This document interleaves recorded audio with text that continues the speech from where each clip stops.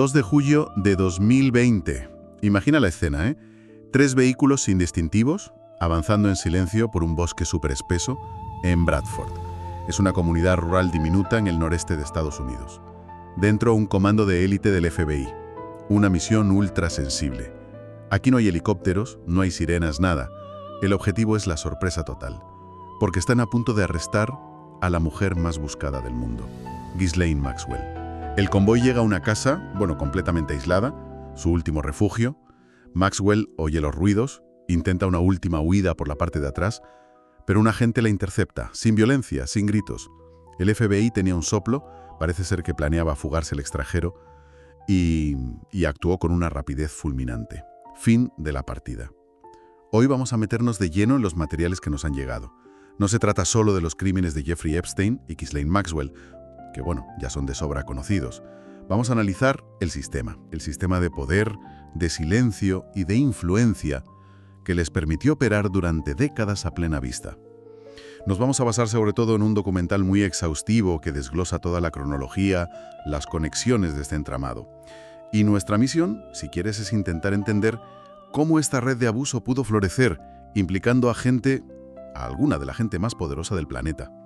Vamos a desgranar las claves. Exacto, porque lo realmente fascinante aquí no es solo la depravación de 2 personas, es cómo las estructuras de poder, la riqueza, el propio sistema judicial pueden manipularse, pueden retorcerse. Para ordenar un poco el análisis podríamos centrarnos en 3 pilares. Primero, los orígenes de este sistema, o sea, cómo se construyó. Segundo, sus increíbles mecanismos de protección, cómo sobrevivió tanto tiempo. Y por último, las preguntas que su caída, la muerte de Epstein, deja todavía sin respuesta. Perfecto. Pues si te parece, empecemos por el principio de todo. Y es curioso porque algo tan enorme estalla por algo en apariencia muy pequeño. La historia arranca el 14 de marzo de 2005, una llamada a la comisaría de Palm Beach, en Florida. Una madre, muy enfadada, denuncia que su hija de 13 años ha aparecido en casa con $300 y al parecer los ha conseguido en la mansión de un hombre muy rico. Y hay que entender qué es Palm Beach para comprender la magnitud de lo que estaba a punto de pasar. No es un sitio cualquiera, es un enclave para la old money, el dinero de toda la vida. Los Kennedy pasaban allí los inviernos, John Lennon tuvo una casa, y también para los nuevos ricos, como Donald Trump. Es una especie de club exclusivo de multimillonarios. Todos se conocen, se protegen y, hacen negocios entre ellos. Y es un club que está físicamente aislado del resto del mundo, ¿verdad? Totalmente. Y esa geografía es clave. Revela desde el minuto 1 una dinámica de violencia de clase. Tienes la isla de Palm Beach, que son las mansiones, y luego cruzas un puente y llegas a West Palm Beach. Ahí vive la gente normal, la gente que trabaja para ellos en sus casas, en sus yates. Epstein y Maxwell reclutaban a sus víctimas precisamente ahí, en West Palm Beach. Buscaban sistemáticamente chicas vulnerables, con problemas familiares, económicos, chicas que, nunca tendrían los medios para pagarse un buen abogado y a las que, llegado el caso, sería muy fácil desacreditar, acusarlas de intentar extorsionar a un rico, ¿sabes? Era un mecanismo de autoprotección perfecto. Claro, el escenario ideal para la impunidad. Y la policía no tarda en darse cuenta de que esa llamada no es un caso aislado. Empiezan a tirar del hilo y descubren que son cohortes de menores desfilando por la mansión de Epstein. Y es aquí donde emerge la figura clave de su cómplice, Ghislaine Maxwell. Según todos los testimonios de las víctimas, ella era la reclutadora. Su papel era fundamental. Usaba su condición de mujer, una mujer elegante, de clase alta, para generar confianza, para bajar las defensas de las chicas. Se acercaba a ellas en salones de masaje, en centros comerciales, agencias de modelos. Les prometía dinero fácil, una vida mejor. Y la frase clave, según cuentan las supervivientes, era siempre la misma: solo tienes que hacer lo que Jeffrey quiere. Es escalofriante. Y las fuentes que he manejado aportan un detalle que explica la escala, casi industrial, de esta operación. Al parecer, Epstein decía que necesitaba 3 orgasmos al día. Madre mía. Esto requería un suministro constante de lo que él, con un cinismo absoluto, llamaba carne fresca. Por eso necesitaba a Maxwell. Exacto, necesitaba una estructura. No era un depredador solitario, era una empresa. Vale, pero para entender todo esto tenemos que saber quiénes eran estos dos. Empecemos por Epstein, si te parece, porque no era el típico multimillonario de cuna. Para nada, para nada. Nació en Brooklyn, en un barrio humilde, hijo de un jardinero municipal. Era un genio de las matemáticas, eso sí, pero también era muy perezoso y un mentiroso compulsivo. De hecho, mintió en su currículum diciendo que se había graduado en la universidad cuando en realidad nunca obtuvo el título. Era un mitómano nato. Y con ese currículum falso consigue trabajo como profesor de matemáticas en la Dalton School, una escuela privada de élite donde enseñaba a los hijos de los banqueros de Nueva York. Y por lo que cuentan antiguos alumnos, ya apuntaba maneras. Se paseaba con un abrigo de piel, una cadena de oro, su comportamiento siempre estaba al límite de lo aceptable. Y aquí vemos el patrón de su ascenso. No se basa en el mérito tradicional, en el trabajo duro. Se basa en la infiltración, en la seducción del poder. A los 23 años, el padre de uno de sus alumnos, que resulta ser Alan Greenberg, el jefe de Bear Stearns, lo ficha. Y su ascenso es meteórico. Pero la relación que define su carrera, la que le da un poder casi ilimitado, es con Leslie Wexner. El multimillonario fundador de Victoria's Secret. Él mismo. Wexner, por alguna razón que nadie ha conseguido explicar del todo, le confía la gestión íntegra de su fortuna. 4.000 millones de dólares. Y la generosidad de Wexner con él es inexplicable. Le regala un avión privado. Y lo más sorprendente de todo, le cede su mansión de 2.000 metros cuadrados en la zona más exclusiva de Manhattan. ¿Por cuánto? Por $1 simbólico. Espera, $1. Por una de las mansiones más grandes de Nueva York. ¿El entorno de Wexner tuvo que alucinar? Totalmente. Nadie entendía esa confianza ciega en un tipo que había salido de la nada. Pero Epstein era lo que describen como un animal social. Sabía cómo encantar, cómo manipular, cómo hacerse indispensable. Ya tenía el dinero y la casa, pero le faltaba algo. Le faltaba el pedigrí, seguía siendo el chico de Brooklyn. Y entonces encuentra la pieza que le faltaba para entrar de lleno en el mundo del 1%. Ghislaine Maxwell. Y ella era todo lo contrario a él. Exacto. Ella era la llave. Hija del magnate de la prensa Robert Maxwell, una figura poderosísima y muy misteriosa. Ghislaine se crió en Oxford, era amiga íntima del príncipe Andrés, su agenda de contactos era una locura. Naomi Campbell, Mick Jagger, la élite mundial. Llega a Nueva York en el 92, bastante deprimida. Su padre acababa de morir en circunstancias muy extrañas, cayendo de su yate, y el imperio familiar se había hundido en deudas. Y en Epstein encuentra una especie de figura paterna sustituta, ¿no? Un hombre fuerte, multimillonario, al que, como a su padre, nadie parecía poderle negar nada. Y Epstein, a su vez, ve en ella el acceso al poder y la influencia que tanto ansiaba. Es una simbiosis perfecta. Se instalan juntos en la mansión de la calle 71, que se convierte en el epicentro de la vida social de Nueva York. Ser invitado a una de sus cenas significaba que pertenecías al mundo del éxito. Ghislaine era la anfitriona perfecta, siempre creando un mito alrededor de Epstein, presentándolo como un genio misterioso o ocupadísimo. Y las fuentes indican que desde el principio, Maxwell compartía a Epstein con chicas muy jóvenes que entraban y salían de la mansión. Aparentemente las reclutaba ella misma a la salida de los colegios de élite cercanos. O sea que el sistema ya estaba en marcha desde los años 90. Y no era solo un sistema de abuso, sino también de autoprotección. Esto queda clarísimo en el primer proceso judicial en 2008. Tras la investigación inicial en Palm Beach, Epstein se enfrenta a una posible cadena perpetua por 32 agresiones sexuales a menores. Y aquí es donde el poder del dinero entra en juego de una forma brutal. Inmediatamente contrata a los mejores y más caros abogados del país, como Alan Dershowitz. El famoso que defendió a O.J. Simpson. Ese mismo.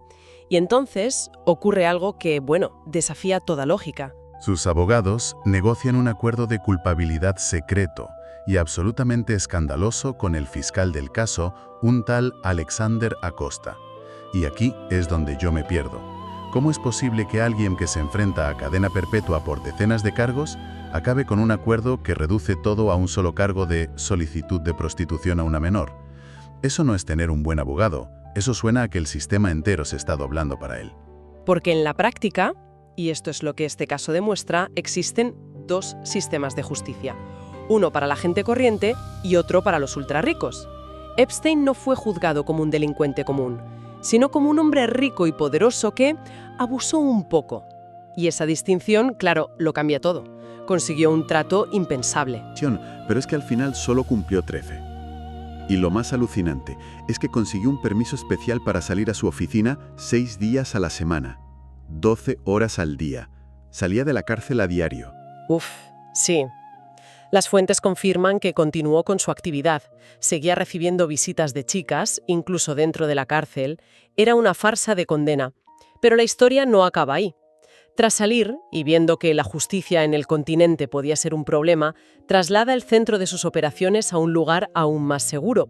Su isla privada en las Islas Vírgenes, Little St. James. Un paraíso inaccesible, su propio feudo sin leyes. Y esa isla se convierte en un lugar de desenfreno absoluto, donde invitaba a sus amigos más poderosos. Es aquí donde entra en juego su famoso avión privado, el que la prensa apodó el Lolita Express. Los registros de vuelo que se filtraron nombran a pasajeros como Bill Clinton, Kevin Spacey o Chris Tucker. De hecho, hay un detalle revelador en las fuentes. Los propios agentes del servicio secreto que acompañaban a Clinton en esos vuelos apodaron al avión Air Force One, en un macabro juego de palabras con el nombre del avión presidencial, el Air Force One. Eso te da una idea del ambiente que se respiraba allí. Y durante 10 años parece que todo queda olvidado. Hasta que en 2018, en plena era del movimiento #MeToo, el periodismo hace su trabajo. La periodista Julie Brown del Miami Herald reabre el caso. Se pasan meses localizando a las víctimas silenciadas en 2008, publica sus testimonios y expone los detalles del escandaloso acuerdo judicial. El 6 de julio de 2019, el FBI arresta a Epstein al bajar de su avión privado procedente de París. Esta vez, con la presión mediática, el sistema judicial no cede. Se le niega una fianza récord de $100 millones. Parecía que por fin se iba a hacer justicia. Pero el juicio nunca llegará a celebrarse.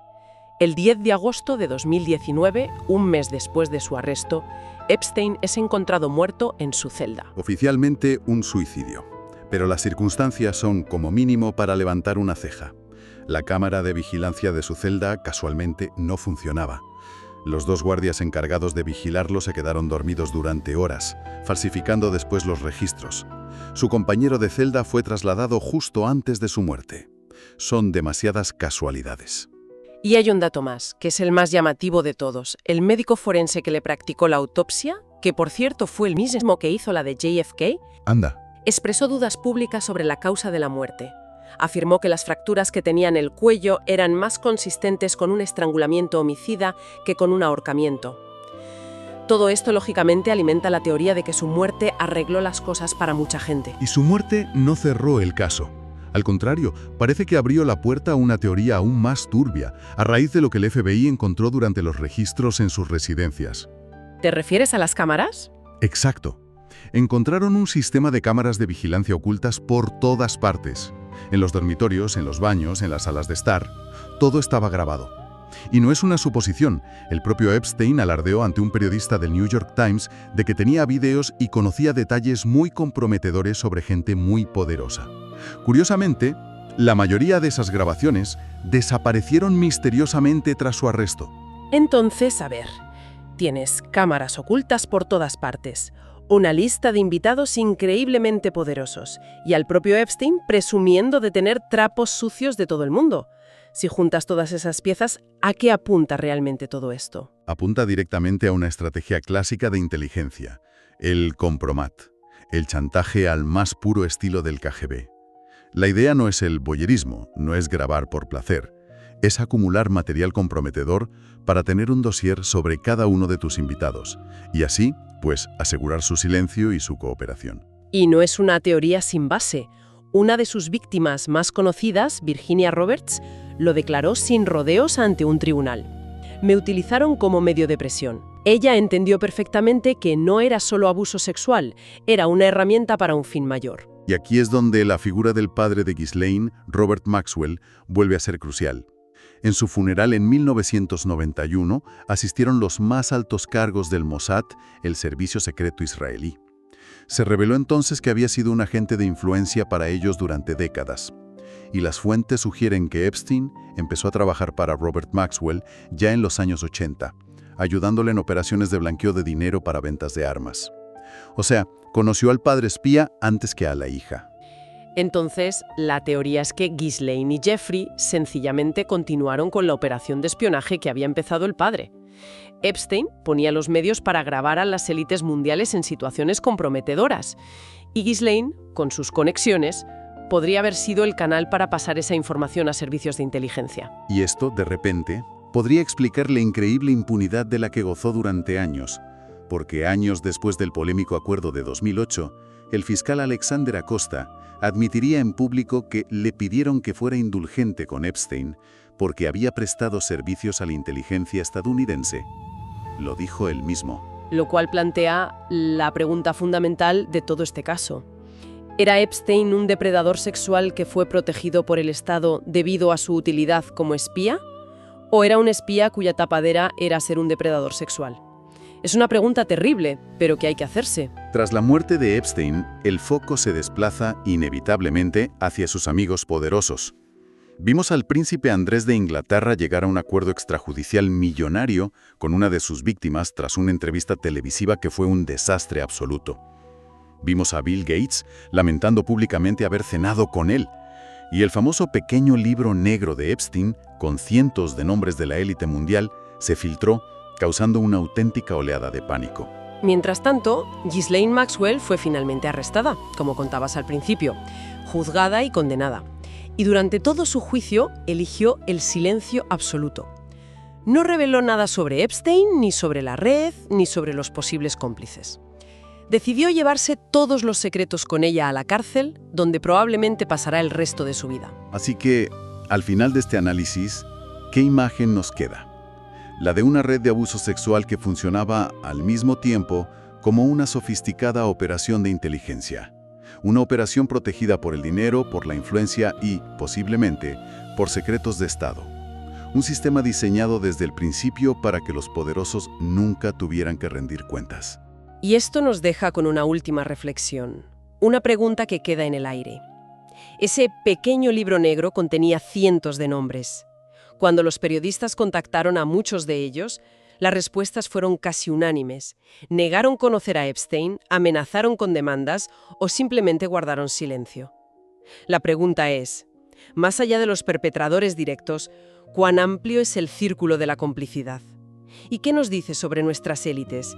Que cuando un escándalo de esta magnitud sale a la luz, la respuesta abrumadora sea un impenetrable muro de silencio.